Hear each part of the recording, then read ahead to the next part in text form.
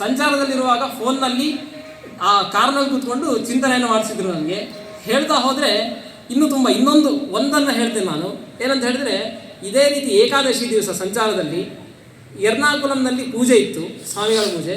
ಒಂದು ದೇವ್ರ ಸೇವೆಗೆ ಹೋಗುವ ಅಂತ ಹೇಳಿ ಹುಮ್ಮಸ್ಸು. ರಾತ್ರಿ ಪೂಜೆಯಲ್ಲಿ ದೇವ್ರ ಸೇವೆಗೆ ಹೋಗ್ಬಿಟ್ಟೆ ಧೈರ್ಯ ಮಾಡಿ. ನನಗೆ ನಿಯಮನೇ ಗೊತ್ತಿಲ್ಲ, ಮಹಾಪೂಜೆಯಲ್ಲಿ 2 ಹರಿವಾಣ ತಟ್ಟೆ ಆರತಿ ಹಾಕಲಿಕ್ಕಿರುತ್ತೆ. ನಾನು 1 ತಟ್ಟೆ ಹಾಕಿಕೊಟ್ಟೆ. ಆರತಿ ಆದಮೇಲೆ ಅಸ್ತಿಯ ಅನ್ನೋ ಸ್ವಾಮಿಗಳು ಕರೆದು ಅವನಿಗೆ ಬೈಲಿಕ್ಕೆ ಶುರು ಮಾಡಿದರು. ನನಗೆ ವಿಷಯ ಏನಾಯ್ತು ಅಂತಲೇ ಗೊತ್ತಿಲ್ಲ. ಅಲ್ಲಿ ಆದಮೇಲೆ ಹೋಗಿ ನಾನು ಅವನ ಹತ್ರ ಕೇಳಿದಾಗ ಅವನು ಹೇಳ್ದ, ಯಾಕೆ ಮಾರೆ ಒಂದೇ ತಟ್ಟೆ ಕೊಟ್ಟು 2 ತಟ್ಟೆ ಕೊಡಬೇಕು ಗೊತ್ತಾಗಲ್ಲ ನಿಮಗೆ ಅಂತ. ನೀನು ಹೇಳಲಿಲ್ಲ, ನಾನು ಕೊಡಲಿಲ್ಲ ಅಂತ ನಾನು ಹೇಳಿದೆ. ಸ್ವಾಮಿಗಳು ಅವನಿಗೆ ಹೇಳಿದ್ದೇನೆಂದರೆ, ಅವನು ವಿದ್ಯಾರ್ಥಿ, ಮೊದಲನೇ ಸತಿ ದೇವ್ರ ಸೇವೆಗೆ ಬಂದಿದ್ದಾನೆ, ಅಸ್ತಿಗೆಯವನಾಗಿ ನೀನು 2 ತಟ್ಟೆ ಕೊಡಬೇಕಾಗಿ ನಿನ್ನ ಕರ್ತವ್ಯ, ನೀನು ಯಾಕೆ ಅದನ್ನು ಮಾಡಲಿಲ್ಲ ಅಂತ ಹೇಳಿ ಸ್ವಾಮಿಗಳು ಅವನಿಗೆ ಬೈದರೆ ಹೊತ್ತು ನನಗೆ ಬೈಲಿಲ್ಲ. ಅಂದರೆ ಸ್ವಾಮಿಗಳು ಪ್ರತಿಯೊಂದು ವಿಷಯವನ್ನು ಕೂಡ ಎಷ್ಟು ಗಮನಿಸ್ತಾ ಇರ್ತಾರೆ. ಮತ್ತು ವಿದ್ಯಾರ್ಥಿಗಳು ಅಂತ ಹೇಳಿದ್ರೆ ಅವರಲ್ಲಿ ಕಾರಣ ಎಷ್ಟಿರುತ್ತೆ ಅನ್ನೋಕ್ಕೆ ಇದೊಂದು ದೃಷ್ಟಾಂತವನ್ನು ಹೇಳ್ಬೋದು ನಾನು. ಮತ್ತು ಅಷ್ಟೇ ಅಲ್ಲದೆ ಸ್ವಾಮಿಗಳು ಪ್ರಕೃತಿ ಪ್ರೇಮಿಗಳು, ಪ್ರಕೃತಿ ವಿಜ್ಞಾನ ತುಂಬ ಅವರಲ್ಲಿದೆ.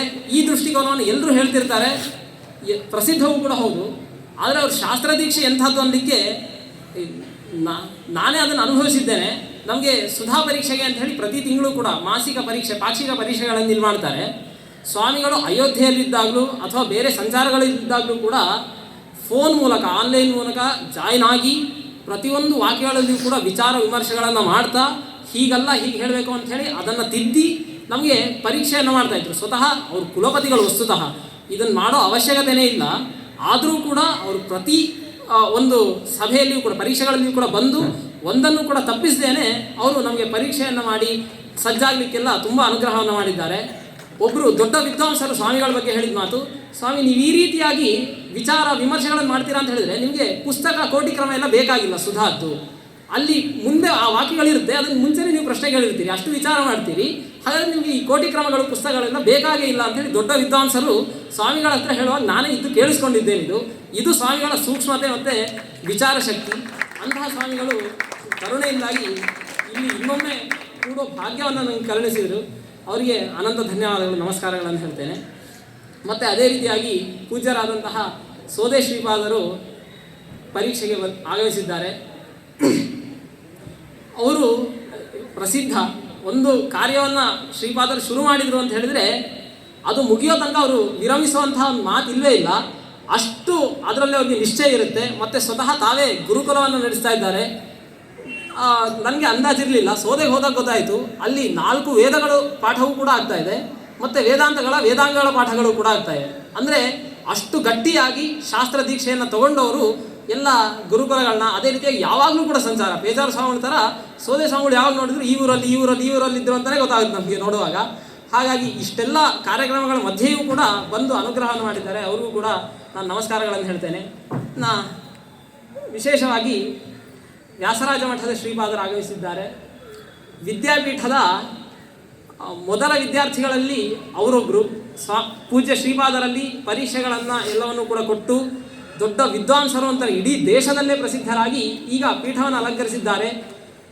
ಅಂತಹ ಶ್ರೀಪಾದರು ವಿಶೇಷವಾಗಿ ವ್ಯಾಸತ್ರಯದಲ್ಲಿ ಪಾಂಡಿತ್ಯ ಉಳ್ಳವರು. ವಸ್ತುತಃ ಅವರಿದ್ದಾರೆ, ಅದಕ್ಕೋಸ್ಕರವಾಗಿ ಒಂದು ನ್ಯಾಯಾಮೃತದ ವಿಷಯವನ್ನು, ಅದ್ವೈತ ಸಿದ್ಧಿಯ ವಿಷಯವನ್ನು ಅನುವಾದ ಮಾಡಬೇಕು ಅಂತ ಹೇಳಿ ನನ್ನ ಹತ್ರ ಪ್ರದ್ಯುಮ್ನಾಚಾರ್ಯರು ಅನುವಾದಕ್ಕೆ ತಯಾರು ಮಾಡಿದ್ರು. ಆದರೆ ಪೂರ್ಣ ಅವರ ಹತ್ರ ಅನುವಾದ ಮಾಡಲಿಕ್ಕಿಲ್ಲ ಅಂಥೇಳಿ ಒಂದು ಬೇಸರ ಇದೆ. ಇನ್ನೊಮ್ಮೆ ಪ್ರಯತ್ನ ಮಾಡಿ ಅದನ್ನು ಮಾಡ್ತೇನೆ. ಅಂತಹ ಶ್ರೀಪಾದರು ಆಗಮಿಸಿದ್ದಾರೆ. ಅವರಿಗೂ ಕೂಡ ಧನ್ಯವಾದಗಳನ್ನು, ನಮಸ್ಕಾರಗಳನ್ನು ಹೇಳ್ತಾರೆ. ಮತ್ತು ನನಗೆ ವಸ್ತುತಃ ತುಂಬ ಅನ್ಯತ್ರ ವ್ಯಾಪೃತ. ನಾನು ಜಿಜ್ಞಾಸಾಧಿಕರಣ ಪರೀಕ್ಷೆ ಕೊಡೋದು ಅಂಥೇಳಿ ಮೊದಲಿಗೆ ಇತ್ತು. ಆದರೆ ಅದು ಜಾಸ್ತಿ ಕೊಡು ಅಂಥೇಳಿ ಸುಮ್ಮನೆ ಏನಿಲ್ಲ ಖಾಲಿ ಇದ್ದವನ್ನ ಹಾಗೆ ಹೀಗೆ ಅಂಥೇಳಿ ಆ ಕಾಲದಲ್ಲಿ ಪ್ರಿಯವಾಗುವಂತಹ ಸುಳ್ಳುಗಳನ್ನೆಲ್ಲ ಹೇಳಿ ಒಟ್ಟಾರೆ ಒಂದೇ ಕಡೆ ಕೊಡುವ ಹಾಗೆ ಮಾಡಿ ನನಗೆ ಹಗಲು ರಾತ್ರಿ, ಅಕ್ಷರಶಃ ಹಗಲು ರಾತ್ರಿ ಚಿಂತನೆ ಮಾಡಿಸಿದವರು ನಮ್ಮ ರತ್ನತ್ರಯಗಳು, ಪ್ರದ್ಯುಮ್ನಾಚಾರ್ಯರು, ವಾಯಿಯಾಚಾರ್ಯರು ಮತ್ತು ಮಧ್ವೇಶಾಚಾರ್ಯರು. ವಾರದಿಂದ ಮಧ್ವೇಶಾಚಾರ್ಯರು ಮನೆಗೆ ಹೋಗ್ತಾರೆ ಅಂತ ಹೇಳಿ ರಾತ್ರಿ 12ವರೆಗೆ ಫೋನ್ ಮಾಡಿ ಚಿಂತನೆ ಮಾಡಿಸ್ತಾ ಇದ್ರು. 12ವರೆಗೆ ಫೋನ್ ಮಾಡ್ತಾಯಿದ್ರು, ಆಚಾರ್ಯ ಸಾಕು ಬಿಟ್ಬಿಡಿ, ನಿದ್ದೆ ಬರ್ತಾ ಇದೆ ಅಂತ ಕೇಳಿದ್ರು ಕೂಡ ಇಲ್ಲ ಇದೊಂದು ವಿಷಯ ಮುಗಿಸೋಣ ಅಂತ ಚಿಂತನೆ ಮಾಡಿಸ್ತಾ ಇದ್ರು. ಹೀಗೆ ಆ ಆಚಾರ್ಯರು. ಮತ್ತು ಅಷ್ಟೇ ಅಲ್ಲದೆ ಇಲ್ಲಿ ಕೂಡಲಿಕ್ಕೆ ಮೊದಲನೇ ಕ್ಲಾಸ್ನಲ್ಲಿ 1ನೇ ಕ್ಲಾಸಲ್ಲಿ ಬಂದಾಗ ಪಾಠ ಮಾಡಿದವರಿಂದ ಹಿಡಿದು ಇಲ್ಲಿಯ ತನಕ ಪ್ರತಿಯೊಬ್ಬರೂ ಕೂಡ ನನಗೆ ಸಹಾಯವನ್ನು ಮಾಡಿದ್ದಾರೆ. ವಿಶೇಷವಾಗಿ ಚಿಂತನೆ ಅಂತ ಶುರುವಾಗೋದೇ ವಿದ್ಯಾಪೀಠದಲ್ಲಿ ಲಘು ಕೌಮುದಿಯಿಂದಾಗಿ. ಅದರಲ್ಲಿ ಆಸಕ್ತಿ ಹೋಯಿತು ಅಂತ ಹೇಳಿದ್ರೆ ಮುಂದೆ ಒಂದು ಚಿಂತನೆ ಹೇಳಲಿಕ್ಕೆ ಸಾಧ್ಯ ಇಲ್ಲ. ಆ ಲಘು ಕೌಮುದಿಯಲ್ಲಿ ಆಸಕ್ತಿ ಬರೋ ಹಾಗೆ ಮಾಡಿ 3 ವರ್ಷ ವ್ಯಾಕರಣವನ್ನು ಪಾಠ ಮಾಡಿ ಅತ್ಯದ್ಭುತ, ಏನು ಇಷ್ಟು ಚೆನ್ನಾಗಿ ಪಾಠ ಮಾಡ್ತಾರೆ ಅಂತ ಆಶ್ಚರ್ಯಪಡುವ ಹಾಗೆ ನಮಗೆ ಪಾಠ ಮಾಡಿದವರು ಪ್ರಭು ಆಚಾರ್ಯರು ವಿಶೇಷವಾಗಿ. ಮತ್ತು ಅದೇ ರೀತಿ ಚಿಂತನೆ ಅಂತ ಹೇಳಿದ್ರೆ ಈ ರೀತಿಯಾಗಿರಬೇಕು, ತರ್ಕ ಗ್ರಂಥಗಳ ಚಿಂತನೆಯನ್ನು ಈ ಥರ ಹೇಳಬೇಕು ಅಂತ ನಮಗೆ ತಿಳಿಸ್ಕೊಟ್ಟವರು ಭೀಮಸೇನ್ ಗುತ್ತಲಾಚಾರ್ಯರು. ಮತ್ತು ವೇದಾಂತಗಳನ್ನು ಹೀಗೆ ಓದಬೇಕು, ಅದಕ್ಕೊಂದು ಸಂಗತಿ ಅಂತೆಲ್ಲ ಇರುತ್ತೆ, ಸ್ವಾರಸ್ಯವಾಗಿ ಹೇಗೆ ಓದೋದು ಅನ್ನೋದನ್ನು 4 ವರ್ಷಗಳ ಕಾಲ ಒಂದು ತತ್ವೋದ್ಯೋತ ಮತ್ತು ನ್ಯಾಯಾಮೃತ ಉದ್ಗ್ರಂಥಗಳನ್ನೆಲ್ಲ ಪಾಠ ಮಾಡಿದಂತಹ ತಿರುಮಲ ಕುಲಕರ್ಣಿ ಆಚಾರ್ಯರು ಪೂಜ್ಯರು, ಮತ್ತು ಅದೇ ರೀತಿಯಾಗಿ ಅನೇಕ ಚಿಂತನೆಗಳನ್ನು ಮಾಡಿಸಿದಂತಹ ನಾಗರಾಜಾಚಾರ್ಯರು. ಹಾಗೆಯೇ ಮುಖ್ಯವಾಗಿ ನಾನು ಇಲ್ಲಿ ಸ್ಮರಿಸಬೇಕಾದ್ದು ಪ್ರಾಂಶುಪಾಲರಾದಂತಹ ಸತ್ಯನಾರಾಯಣಾಚಾರ್ಯನ. ಯಾಕೆ ಅಂತ ಹೇಳಿದರೆ, ಈಗ ಪಾಠ ಮಾಡ್ತಾ ಇದ್ದೇನೆ, ಪಾಠ ಮಾಡುವಾಗ ಮೊನ್ನೆ ಹೋಗಿ ಕೇಳಿದೆ ನಾನು ಒಂದು ವಾರದ ಕೆಳಗೆ, ಆಚಾರ್ಯ ಈ ಥರ ಒಂದು ಪಾಠ ಬಿಡ್ತೇನೆ ಆಚಾರ್ಯ 10 ದಿನ ಓದ್ಲಿಕ್ಕೆ ಬೇಕು ಅಂತ ಹೇಳಿ. ಸರಿ ಬಿಡು ಅಂತ ಹೇಳಿ ಏನು ಯೋಚನೆ ಮಾಡ್ದೇನೆ ಅವರು ಪಾಠದಿಂದ ನನಗೆ ವಿರಾಮವನ್ನು ಕೊಟ್ಟು ಚಿಂತನೆಗೆ ಬೇಕಾದಂತಹ ಎಲ್ಲ ಸೌಲಭ್ಯಗಳನ್ನು ಕೂಡ ಮಾಡಿಕೊಟ್ಟು ಅನುವಾದವನ್ನು ಸ್ವತಃ ಕೇಳಿ ಪ್ರತಿ ತಿಂಗಳು ಕೂಡ ಮಾಸಿಕ ಪರೀಕ್ಷೆಗಳನ್ನು ಪಾಕ್ಷಿಕ ಪರೀಕ್ಷೆಗಳನ್ನು ಮಾಡಿ ನನಗೆ ಇಲ್ಲಿಗೆ ಕೂಡಲಿಕ್ಕೆ ತುಂಬ ಅನುಗ್ರಹ ಮಾಡಿದ್ದಾರೆ. ಅವರಿಗೂ ಕೂಡ ನಾನು ನಮಸ್ಕಾರಗಳನ್ನು ಸಲ್ಲಿಸ್ತೇನೆ. ಎಲ್ಲ ಅಧ್ಯಾಪಕರಿಗೂ, ಪಾಠ ಮಾಡಿದಂತಹ ಚಿಂತನೆ ಮಾಡಿಸಿದಂತಹ ಎಲ್ಲ ಅಧ್ಯಾಪಕರು. ಹಾಗೆಯೇ CH ಬದರಿನಾಥಾಚಾರ್ಯರು. ಬದ್ರಿ ಆಚಾರ್ಯ ಹತ್ರ ಚಿಂತನೆಗೆ ಹೋಗೋದು ಅಂತ ಹೇಳಿದರೆ ನಾವು 20-30 ಪೇಜೆಲ್ಲ ನೋಡ್ಕೊಂಡು ಹೋಗೋದು ಸಾಲೋದೇ ಇಲ್ಲ. ಅವ್ರ ಹತ್ರ ಹೋಗ್ಬೇಕಂದ್ರೆ 80, 100, 120 ಪೇಜ್ಗಳನ್ನು ನೋಡ್ಕೊಂಡು ಹೋಗಬೇಕು. ಕೇಳ್ತಾ ಇರ್ತಾರೆ ಅವರು, ತಪ್ಪಾದರೆ ತಿದ್ದುದು ಅಂತ ಅಷ್ಟೇ ಕ್ರಮ.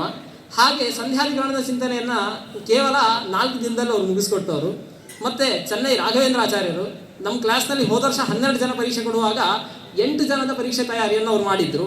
ಹೀಗೆ ಬದ್ರಿ ಆಚಾರ್ಯರು ಮತ್ತು ರಾಘವೇಂದ್ರ ಆಚಾರ್ಯರು, ವಿಶೇಷವಾಗಿ ಅನುವಾದವನ್ನು ಕೇಳಿ ನನಗೆ ಅನುಗ್ರಹವನ್ನು ಮಾಡಿದವರು ರಂಗಾಚಾರ್ಯರು, ಮತ್ತು ಪರೀಕ್ಷೆಯನ್ನು ಮಾಸಿಕ ಪರೀಕ್ಷೆಗಳನ್ನೆಲ್ಲ ಮಾಡಿದಂತಹ ವೆಂಕಟೇಶ ಕುಲಕರ್ಣಿ ಆಚಾರ್ಯರು, ಎಲ್ಲರಿಗೂ ಕೂಡ ನಾನು ನಮಸ್ಕಾರಗಳನ್ನು ಸಮರ್ಪಣೆ ಮಾಡ್ತೇನೆ.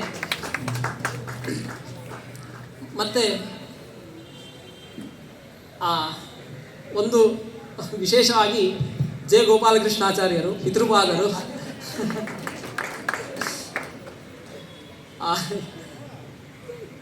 ಸುಧಾ ಚಿಂತನೆಯನ್ನು ಮಾಡಿಸಿಲ್ಲ ಒಂದೇ ಬಿಟ್ಟರೆ ನನಗೆ ಎಲ್ಲದಕ್ಕೂ ಕೂಡ ಕಾರಣರಾದವರು ಪೂಜ್ಯರಾದಂತಹ ಗೋಪಾಲಕೃಷ್ಣಾಚಾರ್ಯರು ಮತ್ತು ಅಮ್ಮ. ಮನೆಗೆ ಹೋದರೆ ನಾನು ಹೇಳಿದ್ದೆ, ಮನೆಗೆ ಹೋಗೋದೇ ಯಾವಾಗೋ ಒಮ್ಮೆ, ಟೈಮ್ ಸೆನ್ಸ್ ಇಲ್ಲವೇ ಇಲ್ಲ. ಹೋದಾಗ ಒಂದು ಅವ್ಯವಸ್ಥೆ ನಿಯಮೇನ ಮಾಡಲೇಬೇಕು ಅಂತ ಹೇಳಿ ಏನು ಅವ್ಯವಸ್ಥೆ ಮಾಡಿದ್ರು, ಏನೇ ತಪ್ಪು ಮಾಡಿದರೂ ಕೂಡ ಅದನ್ನೆಲ್ಲ ಸರಿ ಮಾಡಿ ಅದೇನು ಆಗದೇ ಇರೋ ಹಾಗೆ ನೋಡಿಕೊಂಡವರು ನನಗೆ ಅಮ್ಮ ಮತ್ತು ಅಪ್ಪ. ಅವರಿಗೂ ಕೂಡ ಈ ಸಂದರ್ಭದಲ್ಲಿ ನಮಸ್ಕಾರಗಳನ್ನು ಹೇಳ್ತೇನೆ. ಮತ್ತು ಇನ್ನೊಂದು ಒಂದು ಚಿಕ್ಕ ಬೇಸರದ ಸಂಗತಿ ಅಂತ ಹೇಳಿದರೆ, ಯತ್ರ ವಾಸೋ ಪರೀಕ್ಷಾ ತತ್ರ ಹರಿಯಾಚಾರ್ಯಾಣ ಅನುಪಸ್ಥಿತಿ ಅಂತ ಹೇಳಿ ಒಂದು ವ್ಯಾಪ್ತಿ ಹೇಳ್ಬೋದು ಅಂತ ಅನ್ನಿಸ್ತಾ ಇದೆ. ಯಾಕೆಂದರೆ ಹೋದ ವರ್ಷ ಪರೀಕ್ಷೆಯನ್ನು ಕೊಟ್ಟಾಗಲೂ ಕೂಡ ಈಗ ಹರಿಯಾಚಾರ್ಯ ಸಿಕ್ಕಿರಲಿಲ್ಲ. ರಾತ್ರಿ ತುಂಬ ತಲೆ ಕೆಟ್ಟು ಹೋಗಿತ್ತು ಹೋದ ವರ್ಷ. ಹರಿಯಾಚಾರ್ಯ ಹತ್ರ ಹೋದಾಗ ಸುಮಾರು 1.5-2 ಗಂಟೆ ಅವರು ಪ್ರಶ್ನೋತ್ತರಗಳನ್ನ ಎಲ್ಲ ಮಾಡಿ ಧೈರ್ಯ ತುಂಬಿ ಕಳಿಸಿದವರು. ಬೆಳಿಗ್ಗೆ ನೋಡಿದರೆ ಇದ್ಯಾ ಏನು 16 ಗಂಟೆ ಬರ್ತೆ ಇತ್ತೆ ಬರ್ರೆ ಆಪುರಿ ಅಂತ ಫೋನ್ ಅವ್ರದ್ದು. ಹೀಗೆ ಹೋದ ವರ್ಷ ನನಗೆ ಹರಿಯಾಚಾರ್ಯ ಸಿಗಲಿಲ್ಲ. ಈ ವರ್ಷವೂ ಕೂಡ ಮೊನ್ನೆ ಅನುವಾದಕ್ಕೆ ಅಂತ ಹೇಳಿ ಫೋನ್ ಮಾಡಿದೆ, ಅನುವಾದ ಎಲ್ಲ ಕೇಳಿದರು. 26ನೇ ತಾರೀಕು ಬರ್ತೇನೆ ಅಂತ ಹೇಳಿದರು, ಆದರೆ ಈಗ ಬರಲೇ ಇಲ್ಲ, ಸಿಗಲೇ ಇಲ್ಲ. ಆದ್ದರಿಂದ ಇದೊಂದು ಬೇಸರ ಇದೆ ಹರಿಯಾಚಾರ್ಯ ಇಲ್ಲ ಅಂಥೇಳಿ. ಆದರೆ ಅನುವಾದವನ್ನೆಲ್ಲ ತಯಾರು ಮಾಡಿ ಪ್ರಶ್ನೋತ್ತರಗಳನ್ನು ಮಾಡಿದಂತಹ ಅವರಿಗೂ ಕೂಡ ಧನ್ಯವಾದಗಳನ್ನು ತಿಳಿಸ್ತೇನೆ. ಮತ್ತು ಈ ತೃತೀಯ ಚತುರ್ಥ ಅಧ್ಯಾಯ ಸಂಧ್ಯಾಧಿಕರಣದ ಮುಂದಿನ ಭಾಗಗಳು ಅಂತ ಹೇಳಿದರೆ ವಿಷಯ ಕಷ್ಟ ಇಲ್ಲದೆ ಇದ್ದರೂ ಕೂಡ ಚಿಂತನೆಗೆ ಜನ ಸಿಗೋದಿಲ್ಲ.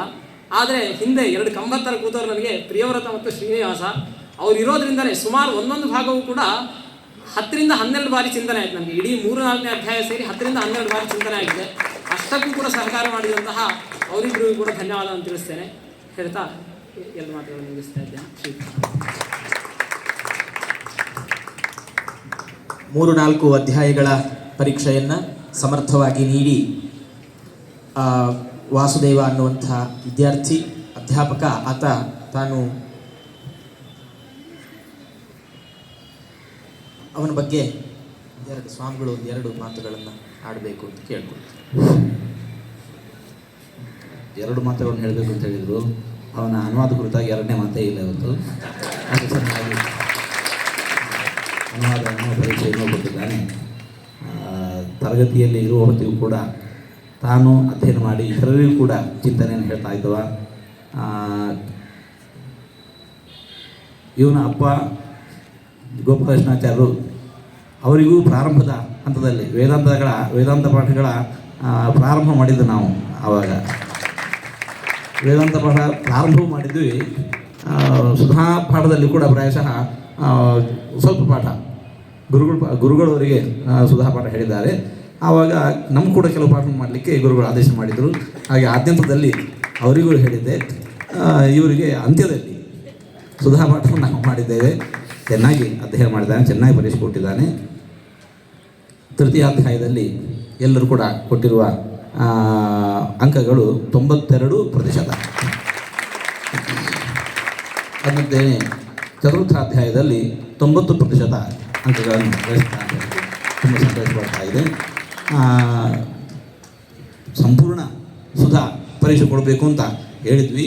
ಈ ಬಾರಿ ಇದನ್ನೆರಡು ಮಾಡ್ತೇವೆ. ಮುಂದಿನ ವರ್ಷ ಉಳಿದ ಭಾಗವನ್ನು ಪ್ರಥಮಾಧ್ಯಾಯ ದ್ವಿತೀಯಾಧ್ಯಾಯವನ್ನು ಕೊಡ್ತೇವೆ ಅಂತ ಹೇಳಿದಾಗ, ಪ್ರಥಮಾಧ್ಯಾಯ ದ್ವಿತೀಯಾಧ್ಯಾಯ ಬಾಕಿ ಉಳಿದಿದೆ, ಅದನ್ನು ಕೊಡು ಮಾಡಬೇಕು ಅಂತ ಅಪೇಕ್ಷಿಸ್ತೇವೆ.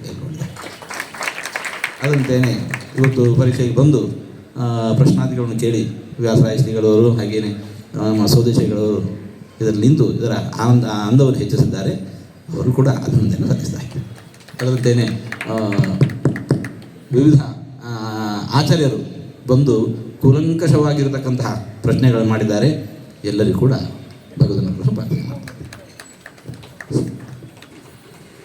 3ನೇ ಅಧ್ಯಾಯದಲ್ಲಿ 92% ಅಂಕಗಳನ್ನು ಮತ್ತು 4ನೇ ಅಧ್ಯಾಯದಲ್ಲಿ 90% ಅಂಕಗಳನ್ನು ಗಳಿಸಿರುವಂತಹ ವಾಸುದೇವಾಚಾರ್ಯ ಪರಿಪೂರ್ಣ ಸಂಭಾವನೆಯಾದಂತಹ 1,10,000 ರೂಪಾಯಿಗಳನ್ನು ಪರಮಪೂಜ್ಯ ಪೇಜಾವರ ಶ್ರೀಪಾದರಿಂದ ತಾನು ಪಡೀತಾ ಇದ್ದಾನೆ. ವಿದ್ಯಾರ್ಥಿ ದಶೆಯಿಂದಲೂ ಅವರೇ ಹೇಳ್ಕೊಂಡ್ಬಿಟ್ರು, ನಾವೇನು ಹೇಳಕ್ಕೆ ಉಳಿದಿಲ್ಲ, ಅನ್ಯತ್ರ ವ್ಯಾಪೃತರು ಅಂತ. ಏನಂದರೆ ಸ್ವಾಹ ಮತ್ತು ಸ್ವಧ ಎರಡರಲ್ಲೂ ನಿಷ್ಣಾತರು, ಜೊತೆಗೆ ಪಾಠಶಾಲೆಯಲ್ಲೂ ಬಹಳ ಕಾಣಿಸಿಕೊಂಡವರು. ಇದು ಬಹಳ ಅಪರೂಪದ ಗುಣ. ಇಷ್ಟರ ಮೇಲೆ ಅವರೇ ಹೇಳ್ಕೊಂಡಾಗೆ ಈ ವೇದಿಕೆಯನ್ನು ಪುನಃ ಕೊಡೋದು ಅನ್ನೋದು ಬಹಳ ಆಶ್ಚರ್ಯಕರವಾದ ಅದ್ಭುತವಾದ ಸಂಗತಿ. ಇವ್ರಿಗೆ ಸಿಗ್ಲಿಕ್ಕೆ ಕಾರಣ, ಇವರು MA ವಿದ್ವತ್ತನ್ನು ನ್ಯಾಯಶಾಸ್ತ್ರದಲ್ಲಿ ಮಾಡಿದ್ದಾರೆ. ಮಾಡಿದವರು ತುಂಬ ಜನ ಇದ್ದಾರೆ. ಆದರೆ ಇವರು ಆಚಾರ್ಯರು ಪರಮಪೂಜ್ಯ ಪೇಜಾವರ ಶ್ರೀಪಾದರ ಹೆಸರಿನಲ್ಲಿ ಸ್ಥಾಪಿತವಾದ, ಅದರಂತೆ ರಾಘವೇಂದ್ರ ಮಠಾಧೀಶರಾಗಿದ್ದ ಸುಯತೀಂದ್ರ ತೀರ್ಥರ ಹೆಸರಲ್ಲಿ ಸ್ಥಾಪಿತವಾದ 2 ಸ್ವರ್ಣ ಪದಕಗಳನ್ನು MA ನ್ಯಾಯಶಾಸ್ತ್ರದಲ್ಲಿ ಪಡೆದುಕೊಂಡು ಸರ್ವಶ್ರೇಷ್ಠ ರೀತಿಯಲ್ಲಿ ಉತ್ತೀರ್ಣರಾಗಿದ್ದಾರೆ. ಮತ್ತು ಮೊದಲನೆಯ ಅಟೆಂಪ್ಟ್ನಲ್ಲಿ ನ್ಯಾಷನಲ್ ಎಲಿಜಿಬಿಲಿಟಿ ಟೆಸ್ಟ್ ಅಂತ ಏನು ನೆಟ್ ಅಂತ ಏನು ಕರಿತೀವಿ, ಮೊದಲ ಸರ್ತಿಯೇ ಪಾಸ್ ಮಾಡಿದ ಶ್ರೇಯಸ್ಸು ಇವರಿಗೆ. ನೀವು ನಂಬಲ್ಲ, ಸಮಗ್ರ ಯೋಗ ಸೂತ್ರಗಳನ್ನು ಕಲಿತು ರಾಜ್ಯದ ರಾಷ್ಟ್ರಸ್ತರದ ಅನೇಕ ಸ್ಪರ್ಧೆಗಳಲ್ಲಿ ಭಾಗವಹಿಸಿದವರು. ವಿದ್ಯಾಪೀಠದಲ್ಲಿ ಇವರ ಒಂದು ಸಾಮರ್ಥ್ಯವನ್ನು ಪರಿಗಣಿಸಿ ಪೂಜ್ಯರಾದ ಶ್ರೀಪಾದರ ಆದೇಶದಂತೆ ಪ್ರಾಂಶುಪಾಲರು 2 ಅವಧಿಗಳ ಪಾಠವನ್ನು ಒಂದೇ ಅವಧಿ ಹಾಕಿದವರು ಕೊನೆಗೆ ಏನು ಅನಾನುಕೂಲತೆಗಳಾದಾಗ ಕರೆದು ನೀವು ಇನ್ನೊಂದು ಅವಧಿಯು ಮಾಡಬೇಕು ಅಂತ ಕೊಟ್ಟು ದಕ್ಷರಾದ ಅಧ್ಯಾಪಕರಾಗಿಯೂ ಇವರು ವಿದ್ಯಾಪೀಠದಲ್ಲಿ ಗುರುತಿಸಿಕೊಂಡವರು. ಅಂಥವರು ಸಮಗ್ರವಾದಂತಹ ಸುಧಾ ಪರೀಕ್ಷೆಯನ್ನು ಶ್ರೀಪಾದರ ಆದೇಶದಂತೆ ಮುಂದೆ ಮತ್ತೊಮ್ಮೆ ಕೊಡುವವರಿದ್ದಾರೆ. ಅದರ ಪೂರ್ವಭಾವಿಯಾಗಿ ನಡೆದಂತಹ ಏನು 3 ಮತ್ತು 4ನೇ ಅಧ್ಯಾಯದ ಪರೀಕ್ಷೆ ಇದೆ, ಇದರಲ್ಲಿ ಸಮಗ್ರ ಸಂಭಾವನೆಯನ್ನು ಪೂಜ್ಯ ಶ್ರೀಪಾದರಿಂದ ಅವರು ಸ್ವೀಕಾರ ಮಾಡಬೇಕು ಅಂತ ಅವರಲ್ಲಿ ಕೇಳ್ಕೊಳ್ತಾ ಇದ್ದಾರೆ.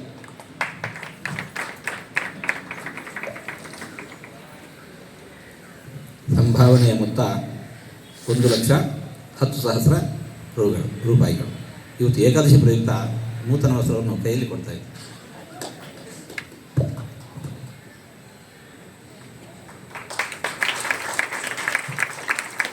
ಅದರಂತೆ ಇವರ ಪರೀಕ್ಷೆಯನ್ನು ಮೆಚ್ಚಿ ಪರಮಪೂಜ್ಯ ವ್ಯಾಸರಾಜ ಮಠಾಧೀಶರಾದಂತಹ ಪರಮಪೂಜ್ಯ ಶ್ರೀಪಾದಂಗಳವರು ತಾವು 60,000 ರೂಪಾಯಿಗಳನ್ನು ಕೊಡಮಾಡುವ ಮೂಲಕ ವಾಸುದೇವಾಚಾರ್ಯರಿಗೆ ಅನುಗ್ರಹಿಸ್ತಾ ಇದ್ದಾರೆ. ಅವರ ವಾಸುದೇವಾಚಾರ್ಯರ ತಂದೆ ತಾಯಿಗಳು ಅವರು ವೇದಿಕೆಯ ಮೇಲೆ ಬಂದು ಗುರುಗಳ ಅನುಗ್ರಹವನ್ನು ಪಡೆಯಬೇಕು ಅಂತ ಕೇಳ್ತಾ ಇದ್ದಾರೆ.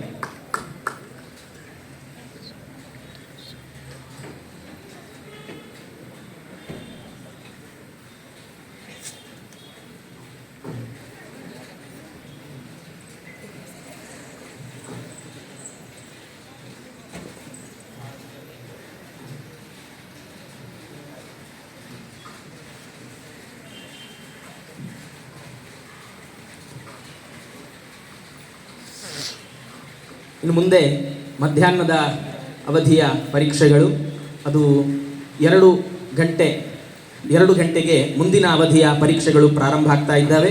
ಇವತ್ತು ಇನ್ನೂ 3 ಅವಧಿಯ ಪರೀಕ್ಷೆಗಳಿದ್ದಾವೆ. ಅದರಲ್ಲಿ ಜಿಜ್ಞಾಸಾಧಿಕರಣದ 2 ಭಾಗದ ಪರೀಕ್ಷೆ ಮತ್ತು ಸಂಧ್ಯಾಧಿಕರಣದ ಪರೀಕ್ಷೆಗಳು ನಡೆಯಲಿಕ್ಕಿದ್ದಾವೆ. ತದನಂತರದಲ್ಲಿ ಪರಮಪೂಜ್ಯ ಪೇಜಾವರ ಶ್ರೀಪಾದರಿಂದ ಸಾಯಂಕಾಲ ಇದೇ ವೇದಿಕೆಯಲ್ಲಿ ಶ್ರೀರಾಮನ ವ್ಯಕ್ತಿತ್ವದ ಬಗ್ಗೆ ಉಪನ್ಯಾಸ 6:45ರಿಂದ ನಡೆಯಕ್ಕಿದೆ. ಎಲ್ಲ ಕಾರ್ಯಕ್ರಮದಲ್ಲಿ ಎಲ್ಲ ಆಸ್ತಿಕ ಶ್ರೋತೃ ವೃಂದದವರು ಭಾಗವಹಿಸಬೇಕು. ಅದರಂತೆ ಈ ಮುನ್ನಡೆಯುವಂತಹ ಎಲ್ಲ ಪರೀಕ್ಷೆಗಳಲ್ಲಿ ಎಲ್ಲ ವಿದ್ವಾಂಸರು ಈಗ ಬೆಳಗ್ಗೆ ಬಂದವರು ಎಲ್ಲರೂ ಕೂಡ ಪುನಃ ಬಂದು ವಿದ್ಯಾರ್ಥಿಗಳನ್ನು ಪರೀಕ್ಷೆ ಮಾಡಿ ಅವರನ್ನು ಆಶೀರ್ವದಿಸಬೇಕು ಅಂತ ಕೇಳ್ಕೊಳ್ತಾ ಇದ್ದೇವೆ. ಈ ಬೆಳಗಿನ ಅವಧಿ ಇಲ್ಲಿಗೆ ಮುಕ್ತಾಯವಾಗ್ತಾ ಇದೆ. ಶ್ರೀಕೃಷ್ಣಾರ್ಪಣಮಸ್ತು.